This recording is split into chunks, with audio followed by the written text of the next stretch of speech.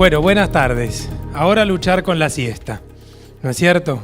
Que era, ¿se acuerdan? Era mi segundo desafío. Bueno, nuevamente yo. Frix, fuimos los únicos dos que nos tocó 2 veces. Es verdad. Hicimos bis. No sé si habrá sido a pedido del público, pero qué privilegio, ¿eh? Sí.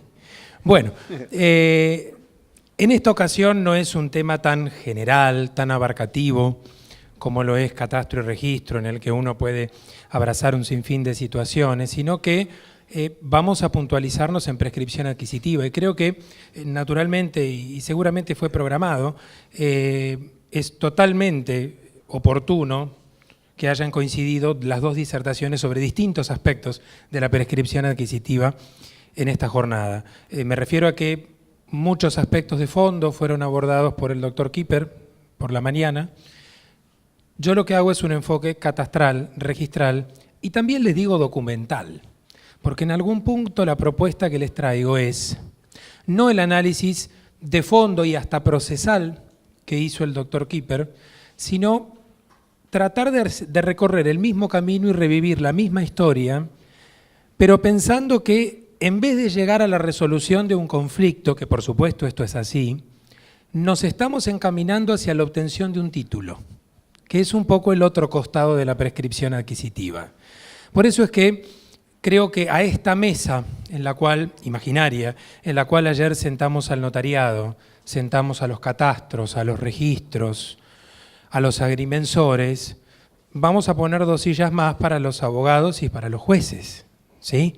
Entonces, se agranda el espectro, somos más los que tenemos que conocer lo mismo y los que tenemos que ponernos de acuerdo en un sinfín de cuestiones que hacen a la operatividad y a la aplicación de este instituto. Entonces, claramente, cuando planteo este enfoque de la prescripción adquisitiva, siempre resalto que cuando un juez dicta una sentencia definitiva declarando adquirido el dominio o el derecho real de que se trate por prescripción, y en esta referencia primera que hago me estoy refiriendo puntualmente a la prescripción larga, cuando un juez hace esto, además de resolver un conflicto, que es su función jurisdiccional por excelencia, además de eso está confeccionando un título y es necesario que todo el sector judicial se concientice acerca de que esa sentencia que está dictando es un título que va a circular en la negociación inmobiliaria, como circula una escritura de venta, de donación, de permuta, como circula cualquier otro título. Entonces, esta otra cara de la moneda, esta cuestión documental de la sentencia, nos va a obligar a hacer un análisis distinto de la misma historia, pensando desde el primer día, incluso no solo desde el día del inicio de la prescripción adquisitiva, sino desde la labor anterior, que estamos preparando un eventual título declarativo de un derecho real. Esta es la mirada que se propone, por eso vamos a entrelazar conceptos de catastro, de registro y por supuesto cuestiones que, sin ser obligatoriamente notariales, hacen al derecho documental. ¿Y por qué hacen al notariado? Porque protocolicemos o no la sentencia de usucapión, en un rato vamos a hablar de esto, la protocolicemos o no, con seguridad el día que el usucapiente venda, constituya hipoteca, constituya usufructo, vamos a tener que tener en claro de qué forma vamos a tener que examinar ese título antecedente para la calificación negocial que le corresponde al notario. Si no es un título que va a protocolizar, es un título que va a tener que estudiar en los actos traslativos o constitutivos de derecho real posteriores. Brevemente, 2 o 3 conceptos. Sobre algunos de ellos mi referencia va a ser breve, en algunos casos adscribiéndome a la opinión del doctor Kipper, en otros casos, como estas cuestiones son opinables, teniendo una postura diferente. Pero vamos a tratar de abreviar para no reiterar. Sin lugar a dudas, mi primera aclaración. En esto, los operadores jurídicos tienen este concepto más incorporado, pero esto va para todos. La circunstancia de que tengamos que iniciar una demanda, llevar adelante todo un proceso judicial y que tengamos la necesidad de contar con una sentencia declarativa de prescripción, no quiere decir que el derecho se constituya judicialmente. Cuando se adquiere un derecho real por prescripción, la adquisición es legal. Yo adquiero el día que se cumplen los 20 años de posesión ostensible y continua. ¿De acuerdo? Todo el procedimiento posterior que hago es declarativo, como lo indica la propia sentencia. Declara, no constituye el derecho real. Es un procedimiento declarativo entonces, que como todo procedimiento declarativo se va a referir a una situación que por definición es anterior. ¿De acuerdo entonces? El punto este es fundamental. Si yo inicio un proceso judicial posteriormente es porque necesito tener un título escrito. La situación del usucapiente, que ya tiene su posesión por 20 años ostensible y continua, pero no ha iniciado la demanda de prescripción adquisitiva, es un dueño, por supuesto, lo es. Lo que ocurre es que todavía no puede justificarlo. Yo voy a los estrados judiciales y articulo todo este procedimiento judicial porque necesito un título escrito que le sirva de prueba a mi derecho real. Este es el esquema que, en este punto no hemos cambiado, sigue las mismas aguas del Código Civil velezano. Esto es exactamente igual. Otra aclaración, me uno absolutamente, como la mayoría hacemos hoy en día, a la apreciación que ya indicó más temprano el doctor Kipper en cuanto a que estamos frente a un modo de adquisición originario. Siempre refiriéndome también a la usucapión larga. Cuando nos referimos a la prescripción adquisitiva breve, también comparto la opinión de que estamos en presencia de un modo de adquisición derivado, porque la prescripción breve no me hace adquirir, sino que me sanea. Estamos prácticamente todos de acuerdo en esta idea. Y por supuesto, recalcar aquellas diferencias entre prescripción adquisitiva breve y larga, que entiendo que no va a ser necesario, porque ya lo hemos visto en la última disertación de la mañana. Prácticamente en todos los casos les pido, a partir de ahora, salvo que les aclare lo contrario, a partir de ahora me voy a referir exclusivamente a la prescripción adquisitiva larga, que es la verdadera usucapión. El verdadero caso en el que no tengo título escrito y necesito generarlo. De lo contrario, les aclararé expresamente que me estoy refiriendo a la breve. Bien, ¿qué derechos reales se pueden adquirir por prescripción? Muy breve en esto, porque no quiero reiterar lo que se vio a la mañana. Dos normas tenemos, las dos las ha mencionado el doctor Kipper. Es cierto que el 2565 me dice que se pueden adquirir por prescripción todos los derechos reales principales. Perfecto. Es cierto también que el 2565 me dice con arreglo a lo que surja del 1897 y concordantes. Y cuando veo el 1897 y concordantes, los elementos estructurales de toda prescripción adquisitiva son posesión y tiempo. Entonces, sin lugar a dudas, los que se pueden adquirir, por prescripción larga serán todos los derechos reales principales, a excepción de dos casos. Con la superficie, ya lo hemos visto, se podrá compartir o no la solución del legislador, pero la superficie no permite la prescripción adquisitiva larga, y con las servidumbres es uno de los casos que ha explicado más temprano el doctor Kipper en cuanto a las discusiones sobre si ahora se admite o no se admite. Por supuesto, como en todo terreno opinable, comparto siempre cualquier postura como la que ha ocurrido más temprano aquí.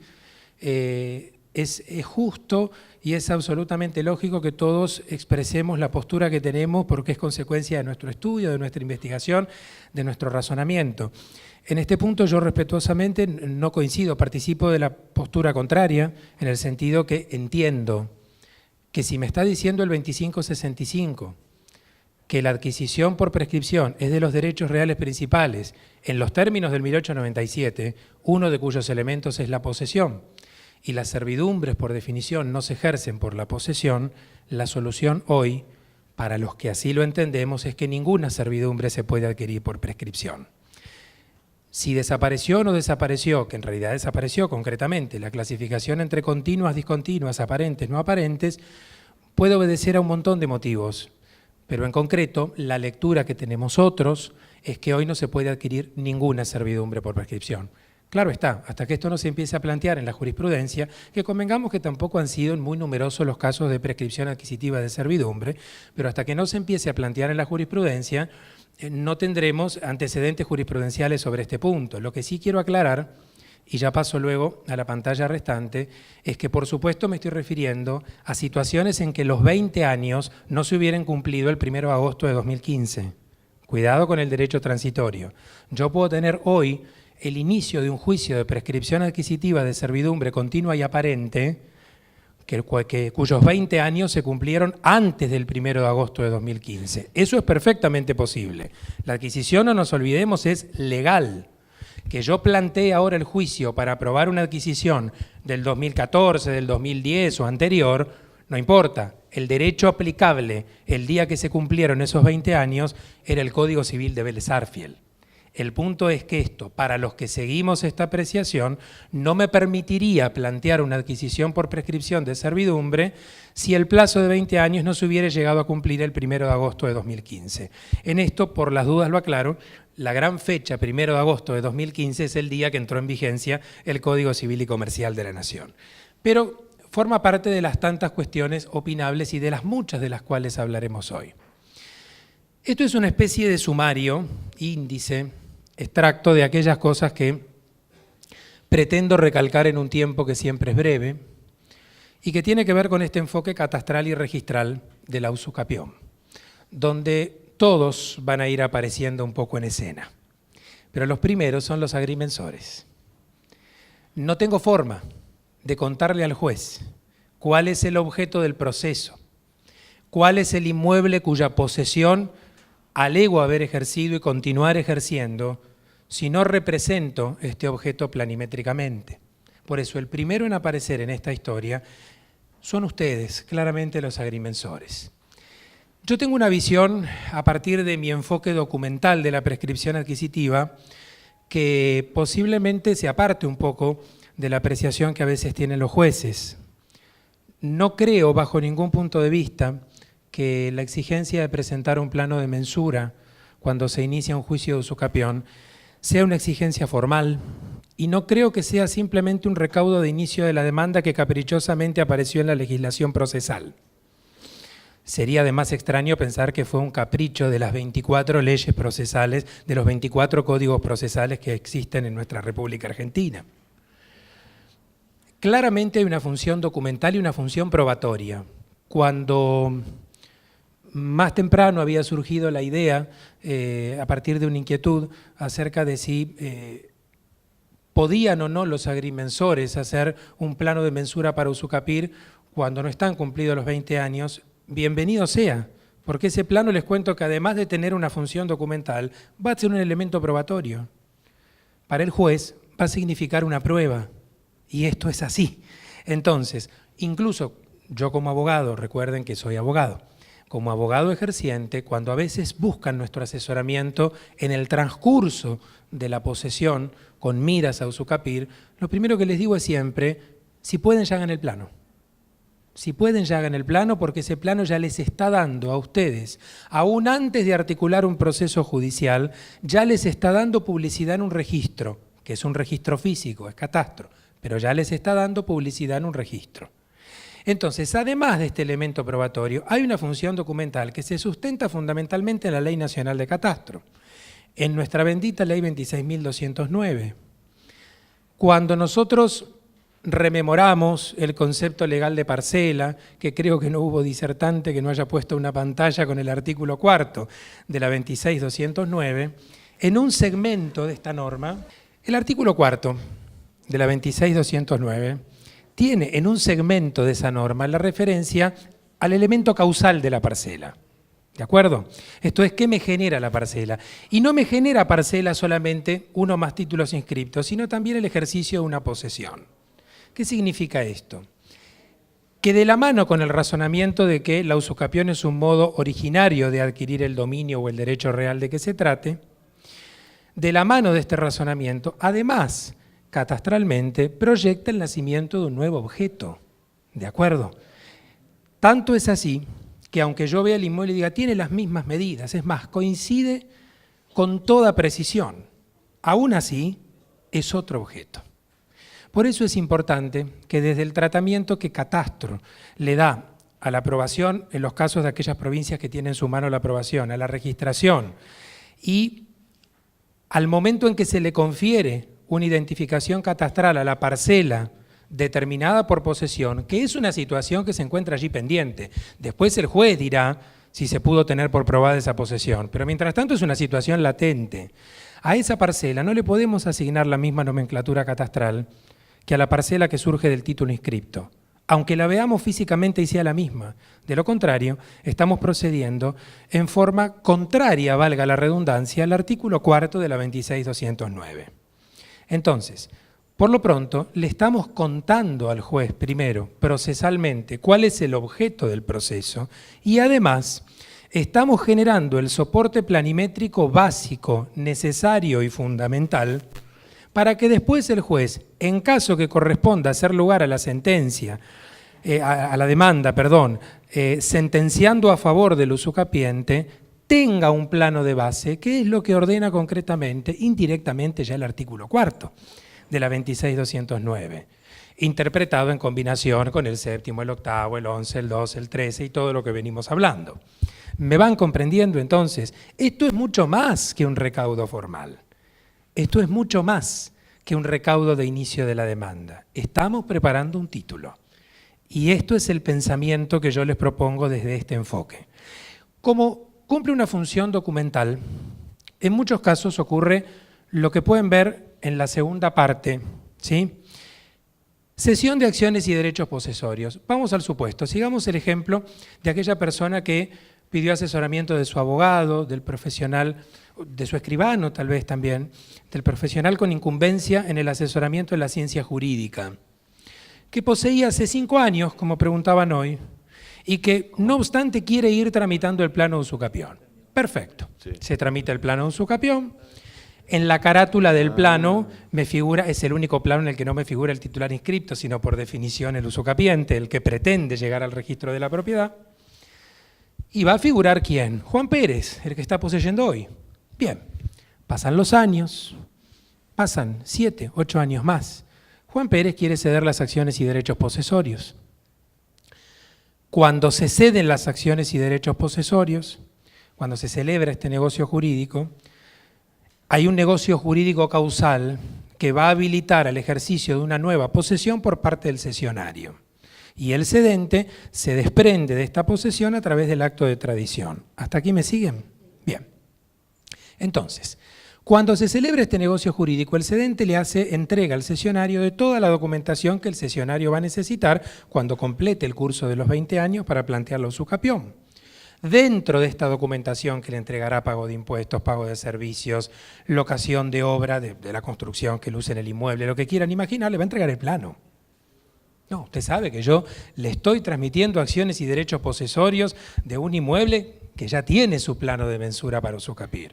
Muy bien, el cesionario feliz, cumple los 20 años, inicia la demanda y en algunos juzgados, no sé la situación en Santa Fe y otras provincias, pero a mí me ha llegado la situación en consulta, tanto en Ciudad Autónoma como en Provincia de Buenos Aires, en algunos juzgados observan la siguiente circunstancia. Usted, el actor, no es la misma persona que figura en la carátula del plano de mensura para usucapir.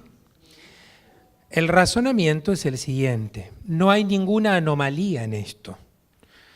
Participo de la interpretación que comprende que no es necesario para este cesionario hacer un nuevo plano de usucapión.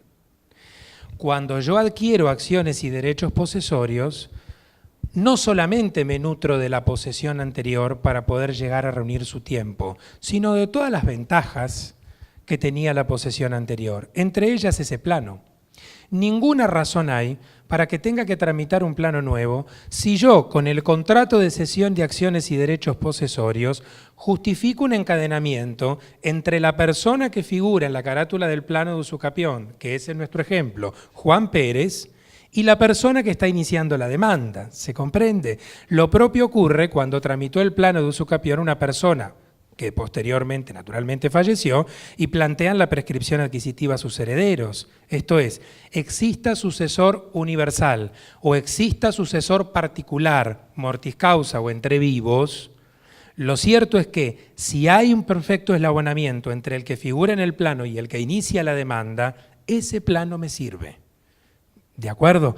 Hay muchos jueces que no han tenido este criterio. Yo lo que siempre les sugiero a los abogados es que frente a una resolución de esta naturaleza se plantee el recurso de apelación necesario y logremos un pronunciamiento de Cámara. Porque la verdad es que se deberían sustanciar argumentos notables como para poder decir hago un nuevo plano cuando usted, reitero, aproveche en el mejor sentido de la expresión las ventajas de la posesión anterior. Como el plano cumple una función documental, hay otra cuestión que se ha planteado en la jurisprudencia y nos ocurre mucho en la práctica. Y aquí voy a hacer una brevísima, pero muy breve explicación de un concepto procesal que los escribanos seguramente esto les va a rememorar un poco estudios de grado tal vez. Los agrimensores no tienen por qué conocerlo. La diferencia entre una excepción y una reconvención, con lo cual hay que tener mucho cuidado.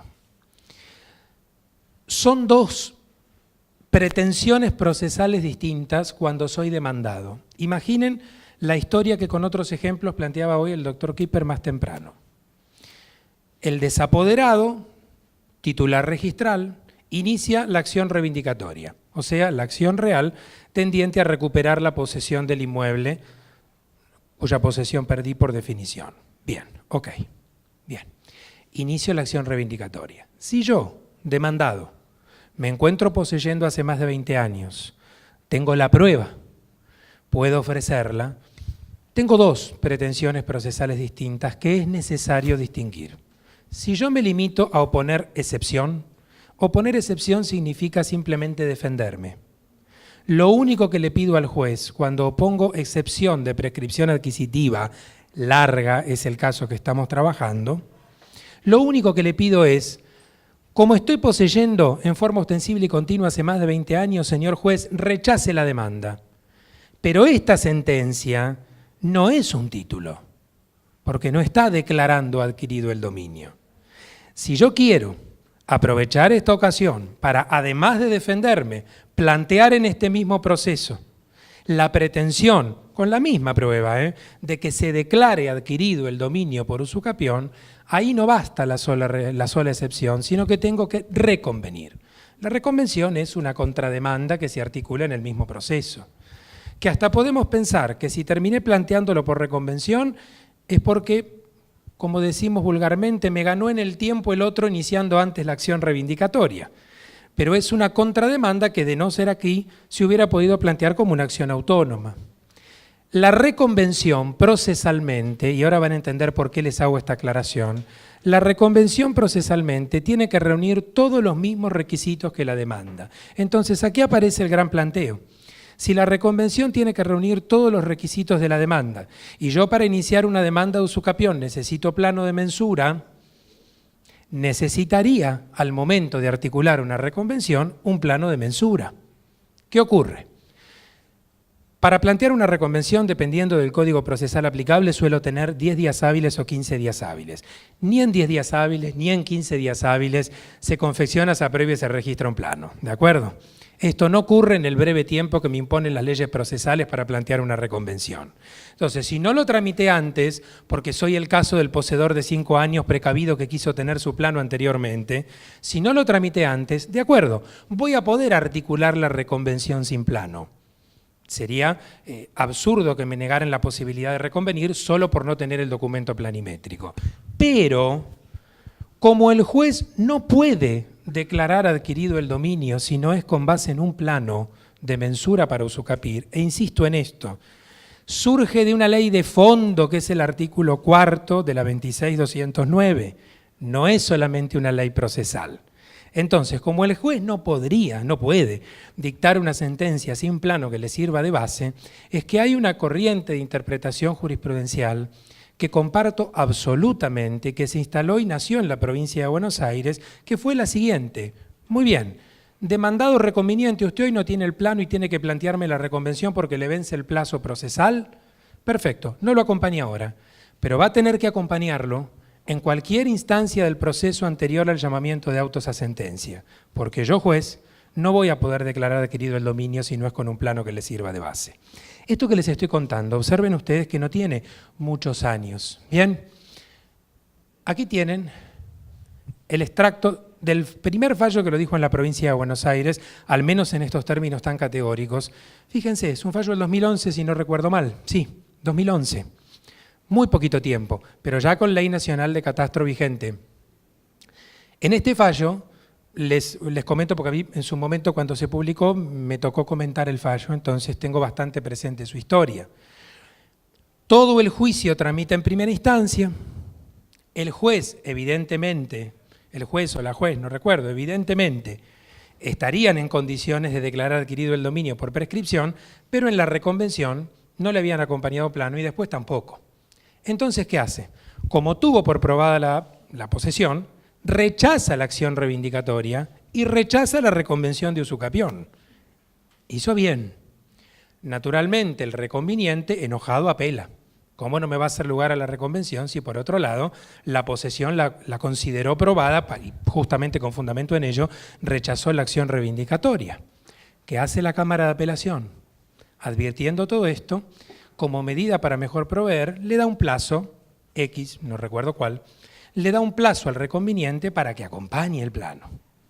Antes que ese plazo venza, el reconviniente presenta un escrito en Cámara y dice: no pienso acompañar el plano, excelentísima Cámara, dicte sentencia como está. Y la Cámara confirmó el fallo de primera instancia y le rechazó la reconvención.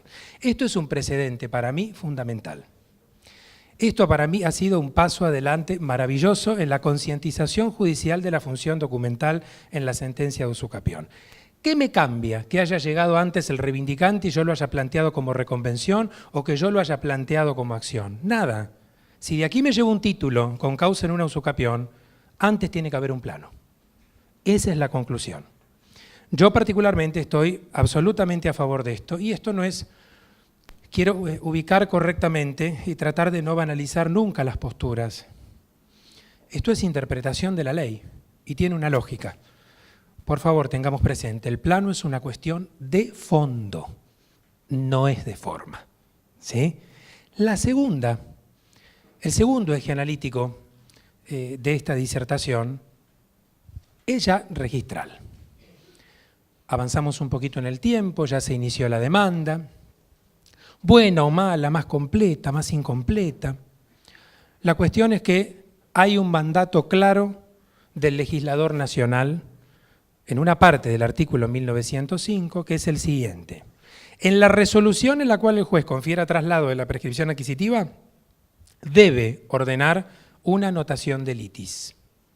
Es más, debe hacerlo aún de oficio. No es necesario que el usucapiente se lo haya planteado. De acuerdo, bien. Gran diferencia con la situación legislativa anterior. Antes, si yo no pedía una anotación de litis, el juez no me la daba porque no podía decretar una anotación de litis de oficio. Y si la pedía, tenía que acreditar la verosimilitud en el derecho, el peligro en la demora, me pedían contracautela, el tratamiento propio de una medida cautelar.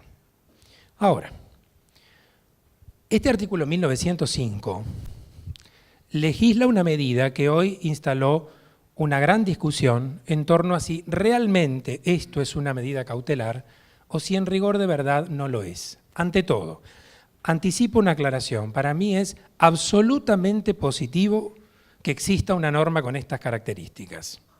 Me parece impecable hasta aquí la solución de que tan pronto como se inicia la demanda exista una publicidad en el registro del litigio. No toda medida cautelar está pensada para darme una prioridad. El espectro de medidas cautelares es mucho más amplio que el de aquellas que nosotros estamos acostumbrados a analizar. Ahora, desde el punto de vista, y acá voy a una cuestión muy jurídica, desde el punto de vista, les diría hasta constitucional, de qué es una medida cautelar. Toda medida cautelar, pero por definición, y por lo que regulan los mismos códigos procesales, tiene que tener acreditada la verosimilitud en el derecho, el peligro en la demora y alguna contracautela, que puede ser garantía real, garantía personal, caución juratoria.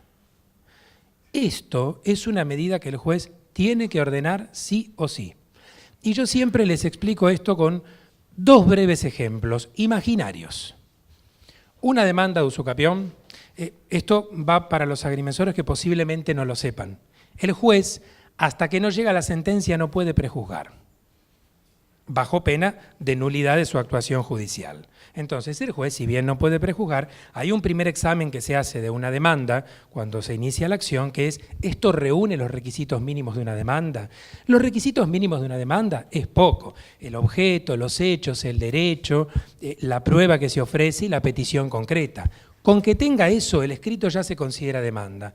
Y muchas veces, y esto ocurre cuando se saca ese famoso primer despacho, en el que se confiere el traslado de la acción a la otra parte, muchas veces ya se ve en el juzgado, esta demanda no va, pero por supuesto no lo pueden escribir, ni lo pueden decir en audiencia. Pero uno mismo, a veces como abogado, si está de la otra parte, recibe esta demanda y dice, bueno, esto hay que contestarlo, pero en rigor de verdad esta demanda no va a llegar a buen puerto.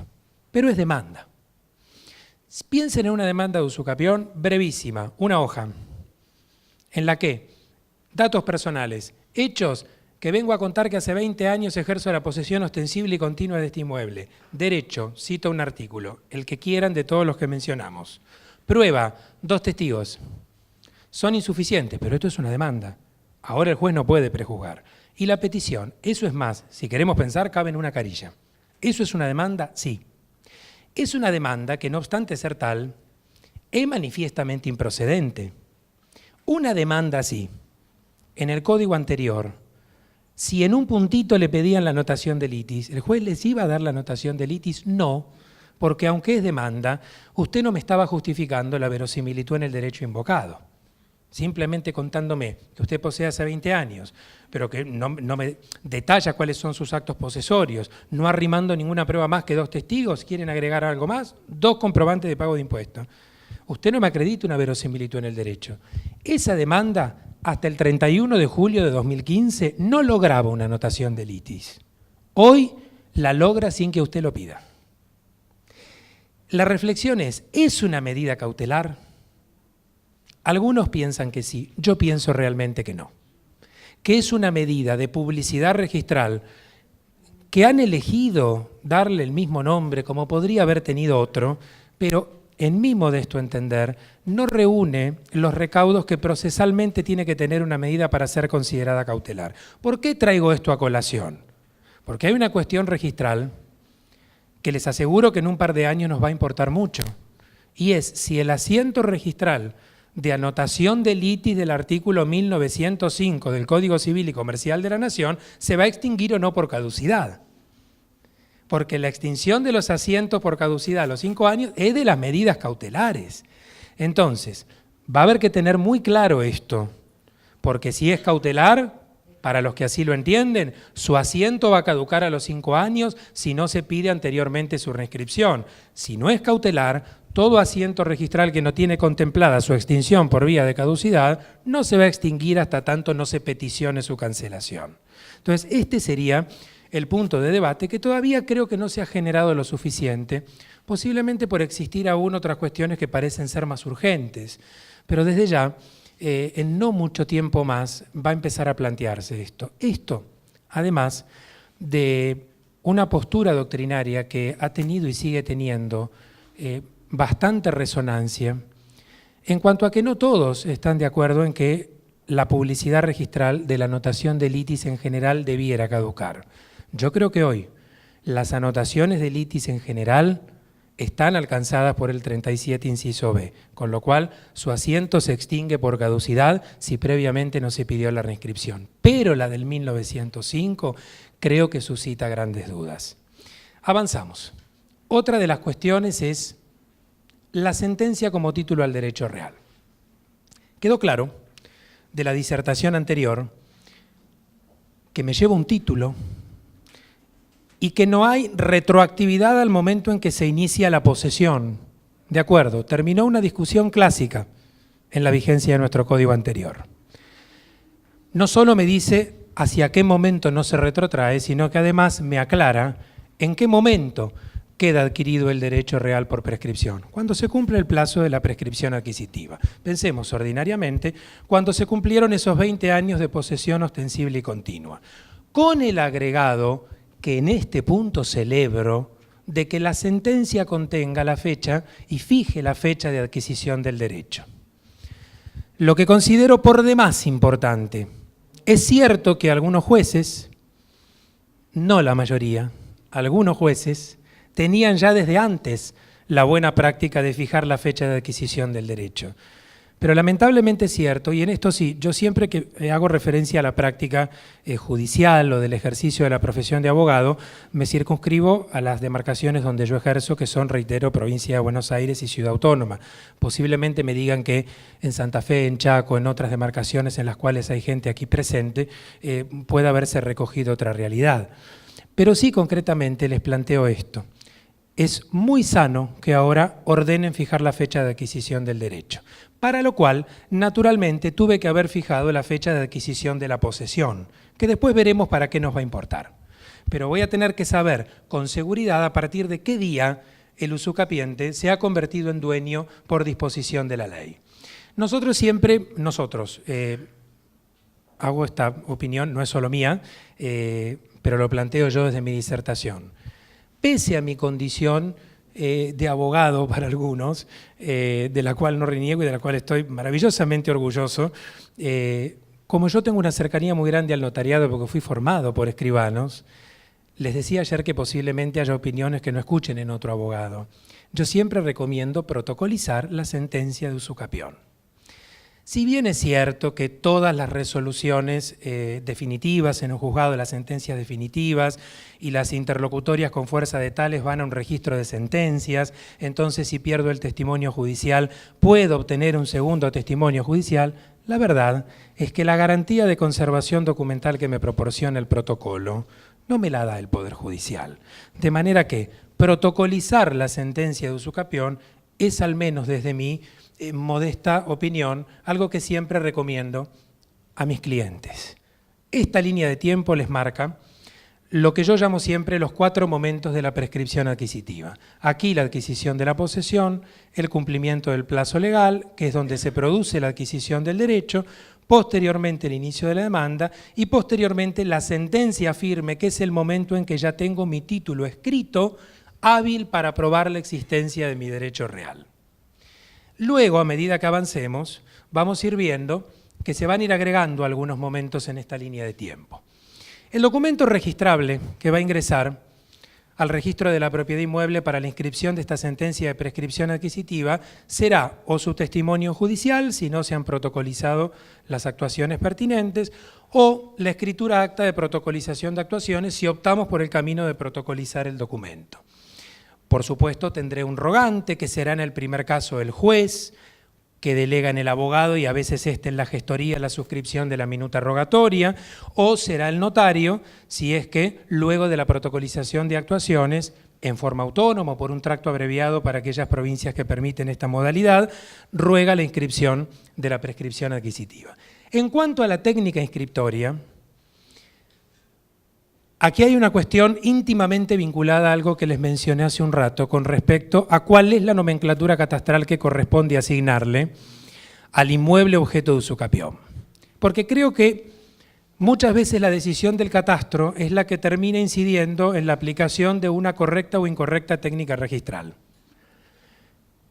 Si el modo de adquisición es originario, si el artículo 4 de la Ley Nacional de Catastro me está diciendo que el ejercicio de la posesión me genera parcela, que me la va a generar cuando tenga la sentencia firme que así lo probó, bien, en concreto, la verdad es que si esto ocurre de esta forma, no correspondería practicar el asiento en la misma matrícula que ya tengo vigente en el registro de la propiedad.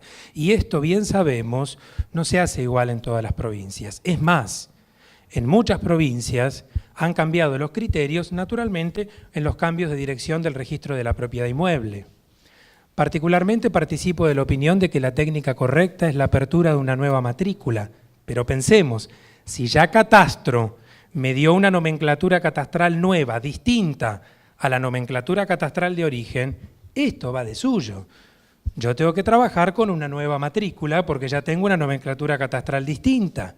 Si en cambio Catastro no me asignó una nueva nomenclatura catastral, no puedo tener abiertas 2 matrículas registrales correspondientes a una misma nomenclatura catastral.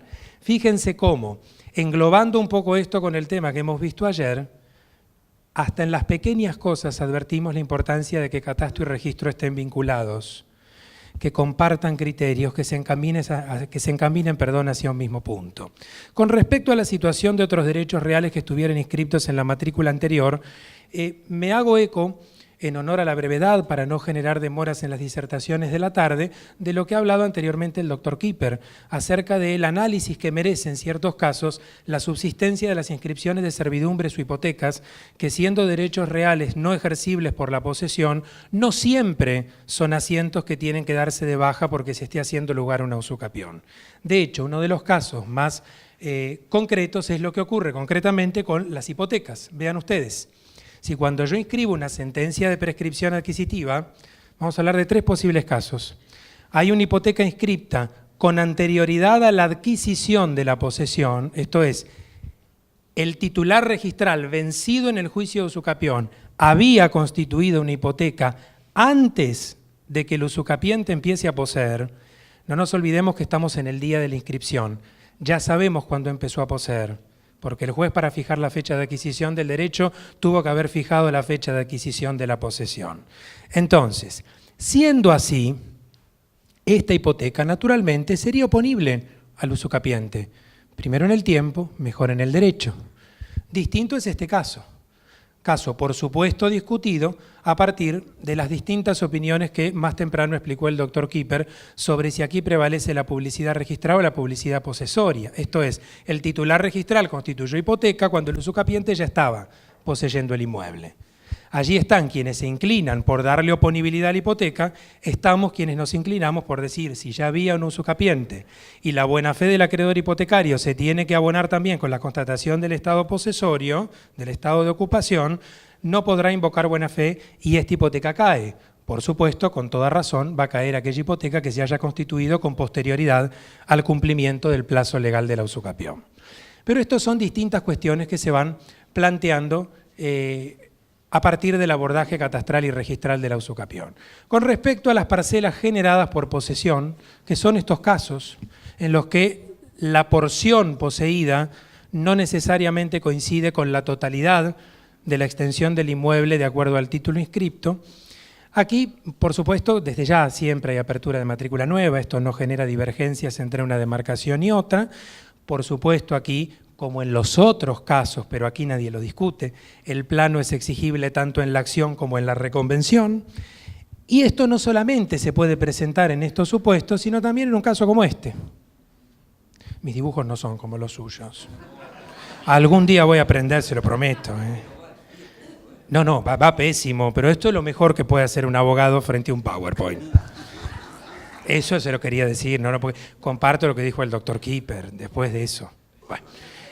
Esto sí es mucho más común, un pequeño avance posesorio que luego de planteado el litigio, el juez que dice, esto no se va a destruir, esto se va a mantener, pero si esto se va a mantener, yo seguramente articulé una prescripción adquisitiva de esta fracción parcelaria con un plano de mensura para usucapir con nota para anexar a la parcela 3. Pero no deja de ser una prescripción adquisitiva que tiene por objeto una parte materialmente determinada del inmueble y que se determina con ese plano. Una última aclaración con respecto a las fechas en la sentencia, la adquisición del derecho y la de inicio de la posesión. Luego una breve referencia a condominio, porque ¿cómo estoy con el tiempo? Muy mal, ¿no? Ah, me quedan 15 minutos. Ah, entonces, bien, perdón. Régimen de comunidad. Aquí voy a ser lo menos técnico posible para que los agrimensores no se me mareen mucho, ¿sí? Les dije hace un rato que íbamos a comprender ya casi al final por qué necesito conocer la fecha de adquisición del derecho cuando en realidad, ¿por qué necesito conocer la fecha de inicio de la posesión cuando en realidad el derecho queda adquirido el día que se cumplieron los 20 años? Y es porque la fecha de adquisición de la posesión me marca el momento que tengo que tener en cuenta para calificar a un bien como propio o como ganancial. Con lo cual, yo tendré que considerar, y esto es una tarea muy importante, tanto para el notario, que es el que califica negocialmente, el que hace la calificación negocial a la cual me referí ayer por la tarde, como para el registro, que tiene que calificar documentalmente, pero además el tracto sucesivo, porque el artículo 15 se lo impone, tener en cuenta qué momento tengo que considerar el estado civil y el régimen matrimonial aplicable para calificar al bien como propio ganancial. Entonces, estas son las posibles situaciones. Primera, el usucapiente inició soltero, ¿sí? Inició la posesión siendo soltero. Al momento de cumplirse el plazo, estaba casado bajo el régimen de comunidad. Aclaro, fundamentalmente para los agrimensores, con el Código Civil y Comercial de la Nación ya no tenemos un único régimen legal y forzoso. Hoy tenemos, ha sido el único hasta el 31 de julio de 2015, hoy ese régimen de comunidad con bastantes cambios es el legal y residual si es que los contrayentes no optan por el régimen de separación de bienes al momento de contraer matrimonio, en realidad yo creo que lo deben hacer en forma anterior y por escritura pública, o no lo modifican posteriormente. Por eso aclaro lo del régimen de comunidad. Si inició la posesión soltero y cumple el plazo siendo casado, como lo que me interesa es su estado civil al momento del inicio de la posesión, esto es un bien propio. Con lo cual, si es un bien propio, no necesito asentimiento conyugal para disponer, salvo que sea la vivienda familiar, caso en el cual se requiere asentimiento independientemente de la calificación del bien. Cambiemos el supuesto, porque estos dos son los más complejos. Usucapiente que inicia a poseer casado bajo el régimen de comunidad y cumple el plazo divorciado, cuando usted creyó que nunca más la iba a ver. Cuando usted liquidó los bienes y dijo, hasta se terminó, no quedó nada por liquidar. Usted me dice cuando perdió todo. Bueno, muchos años después, es más, esto se presenta así, se dicta sentencia, testimonio, protocolización, lo que fuere, se inscribe en el registro. Hasta aquí todo maravilloso. El día que usted quiere vender, el escribano que prolijamente sabe que en estos casos no tiene que considerar para la calificación del negocio jurídico que va a gestar el estado civil a la fecha del título en sentido documental, sino el estado civil a la fecha de inicio de la posesión, que lo conoce estudiando los títulos y leyendo la sentencia entera, ¿sí? Entonces, y bueno, pero los títulos se estudian leyendo los títulos enteros desde ya. Bien, en ese caso ahí usted se va a enterar que este bien es ganancial, que como todo bien ganancial que no se liquidó y partió, o hay que liquidarlo y partirlo, o por el régimen del 482 del Código Civil y Comercial de la Nación, voy a necesitar igual su asentimiento. Entonces, esta es la razón por la cual siempre recomendamos, aquí me dirijo un poco más a los notarios, siempre recomendamos preguntar cuando estamos trabajando con una liquidación y partición de régimen de comunidad si hay posesiones en curso. Porque de ser así, incluimos esos derechos hoy posesorios, ¿sí?, en el acuerdo de liquidación y partición del régimen de comunidad para evitar que el día de mañana necesitemos ir a buscar al excónyuge, ¿de acuerdo? Aquí no lo voy a repetir. Ir a buscar al excónyuge para poder disponer válidamente del inmueble. ¿Se comprende? Y por último, usucapiente casado bajo el régimen de comunidad que inicia la posesión, y posteriormente usucapiente viudo. Claramente en estos casos se trata de un bien ganancial que recibirá el tratamiento que corresponde a los bienes gananciales cuando se produce el fallecimiento de cualquiera de los cónyuges. La mitad ingresa al acervo sucesorio.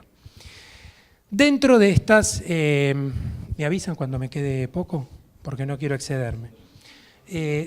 Dentro de estas cuestiones opinables en materia de prescripción adquisitiva, de las tantas que señaló el doctor Kipper, en otro de los puntos en que con el máximo respeto yo tengo otra opinión, es con respecto a la mediación y la prescripción adquisitiva. Sí estoy de acuerdo en que si las partes están de acuerdo en resolver un conflicto lo pueden hacer, eso es siempre, pero celebrando el negocio que corresponde. Una cosa es que nos pongamos de acuerdo y yo le venda, su adquisición fue derivada, otra cosa muy distinta es una adquisición originaria, porque una adquisición originaria no arrastra los vicios del título anterior. Una adquisición derivada, si los hay, sí. Entonces, particularmente creo que estas tres normas que están viendo ustedes en pantalla, desde la ley nacional, impiden que haya un acuerdo de mediación que se sustente negocialmente como una prescripción adquisitiva. Y es más, este 1905 que ven citado aquí, hace referencia a que la sentencia de prescripción adquisitiva se tuvo que haber dictado en procedimiento contencioso, con lo cual no se puede soslayar ese procedimiento. ¿Se busca qué? evitar que de esa forma se puedan sanear vicios por un medio alternativo que el legislador no está contemplando, o a veces por motivos tributarios o por los que quieran imaginar, evitar una transmisión de derechos buscando encubrir una situación de prescripción adquisitiva, ¿sí? Encubrirlo bajo, perdón, la figura de la prescripción adquisitiva. Por eso, nosotros en la provincia de Buenos Aires, es un trabajo que, desde el punto de vista, como abogado les hablo ahora, naturalmente nos ha costado mucho y lo vamos logrando. Nosotros tenemos una ley de mediación obligatoria desde el año 2010 y cada vez estamos logrando más plantear la inaplicabilidad de la ley de mediación a las pretensiones procesales de prescripción adquisitiva. No es una inconstitucionalidad, es una inaplicabilidad. Todas las leyes de mediación obligatoria aclaran que el ámbito de aplicación se trata de las materias disponibles por las partes, con lo cual yo no planteo una inconstitucionalidad porque la ley no contempló a la prescripción como excepción. La prescripción no está contemplada ni en la regla, porque si la regla es que deben someterse a mediación aquellas pretensiones que están ventilando derechos disponibles por las partes, esto no es disponible por las partes. Y la verdad es que en esta lucha, lo digo en el mejor sentido de la palabra, que llevamos en estos años, vemos que se va teniendo cada vez más concientización de esta situación. Es más, tenemos un precedente muy valioso de Ciudad Autónoma de Buenos Aires, de hace ya unos cuantos años, en el que, habiéndose hecho un acuerdo de mediación articulado como prescripción adquisitiva, el juez negó su homologación por contravenir el orden público y la Cámara lo confirmó. ¿De acuerdo? Entonces, mi postura verdaderamente en esto es que la usucapión no es materia mediable. Si hay un acuerdo de voluntades, perfecto. Las partes deben saber que eso no es un título de usucapión, que lo habrán resuelto como una venta, que lo habrán resuelto como una dación en pago si hay créditos que están extinguiendo. Pero no es un título originario, es en cualquier caso un título derivado. Por último, y con esto cierro, hoy se planteó también por la mañana la situación de la prescripción adquisitiva entre condóminos o coherederos. Situación muy habitual en todo el país. Desde la propia revelación de la conducta humana, en la cotitularidad nadie se comporta igual que otro. Siempre hay uno que se ocupa más, otro que se ocupa menos, y es muy común en condominios o comunidades hereditarias contemplar esta realidad. Uno directamente se fue del país, nunca vino, y estoy yo, y lo único que hice fue ocupar. No digo como sinónimo de ocupación legítima, ocupación en un sentido jurídico. Lo único que hice fue poseer, pagué impuestos, pagué servicios. Si lo único que hizo es esto, no puede plantear una prescripción adquisitiva. Sencillamente porque tanto en el estado de condominio como en el estado de comunidad, cualquier condomino, cualquier coheredero puede poseer la totalidad de la cosa y eso no controvierte la causa de su título. ¿De acuerdo? Tiene que acreditarse que no es imposible, simplemente es difícil. Tiene que acreditarse la interversión del título, que para los agrimensores, no sé si lo escucharon alguna vez, esto es muy sencillo, es comportarse en contra de su propio título. Intervierte el título aquel que se extralimita en el ejercicio de su derecho. Este coposeedor que empieza a comportarse como un poseedor exclusivo y excluyente. Desde esa interversión, que implica la adquisición de una posesión por abuso de confianza, desde esa interversión se computan los 20 años. ¿Pero qué es un acto de interversión? Les diría que en materia inmobiliaria, que es a lo cual nos estamos circunscribiendo en el ámbito de esta jornada, en materia inmobiliaria esto está prácticamente circunscripto a la alteración del estado constructivo del inmueble. Era el lote baldío y lo construí, totalmente a mi costa, en contra de la voluntad de mi condómino coheredero. Si de allí pasaron 20 años, pues entonces sí, tendré una mayor chance de acreditar y poder probar en un juicio que realmente le he ganado el dominio a mi coheredero o a mi condómino por prescripción. Pero en estos casos soy partidario de que el objeto del proceso, y esto también es discutible, no es la parte indivisa, sino la cosa. Existen dos corrientes. Quienes entienden que es la parte indivisa, su razonamiento es, si yo ya tengo un medio indiviso, no tengo por qué volver a adquirirlo. Les recuerdo que esto es un título originario, que cuando el usucapiente plantea la usucapión, va contra el título inscripto. La particularidad en este caso es que el título inscripto en parte lo beneficia, pero en parte. Si razonamos esto, estamos quienes pensamos que aún en este caso el objeto es la cosa. Por eso, cuando se inicia el proceso, se tributa tasa de justicia sobre la totalidad de la evaluación fiscal, porque estas discusiones siempre se plantearon con razón de la tasa de justicia o del impuesto equivalente que se tributa en cada demarcación por los servicios judiciales. Bien, he buscado no reiterar ya más, aquí tienen, antecedentes jurisprudenciales varios sobre prescripción adquisitiva entre condóminos, ya estoy con el tiempo cumplido y debo terminar. Lo que me queda es un agradecimiento profundo. Yo no puedo, por compromisos personales que tengo mañana temprano en Buenos Aires, no puedo quedarme hasta el final, lo hubiera hecho con mucho gusto para poder participar de la declaración que va a haber mañana, de todas las conclusiones que seguramente va a arrojar y va a sumar mucho esta segunda jornada nacional sobre la riqueza inmobiliaria. Por eso les pido formales disculpas, yo en un ratito ya me estoy yendo de Santa Fe. Les agradezco nuevamente a todos los que les agradecí ayer, Colegio Notarial de Santa Fe, Consejo de Agrimensores, Catastro, Registro, mi Universidad Notarial Argentina, que siempre me da enormes espacios, y todo esto yo sigo agradeciendo el ámbito de absoluta cordialidad en que se viene desarrollando, la modestia y la humildad de todos los que estamos aquí para aportar lo que sabemos, poco o mucho, y de escuchar las muchísimas cosas que no sabemos y que es necesario aprender. Que digo lo mismo que en Bariloche y lo mismo que tuve ocasión de decir en aquel congreso de Mar del Plata, que creo, y lo digo con mucho orgullo, fue un poco el puntapié inicial de todo esto. Y gracias por la reciprocidad de ustedes continuar con esta tarea. Que no sea anécdota y que sea una costumbre. Que nos veamos todos cada vez más seguido, porque creo que se va construyendo de a poco, y esto es un largo camino, se va construyendo la anhelada vinculación entre catastro y registro. Nada más, 1.000.000 de gracias, fue un placer enorme estar aquí.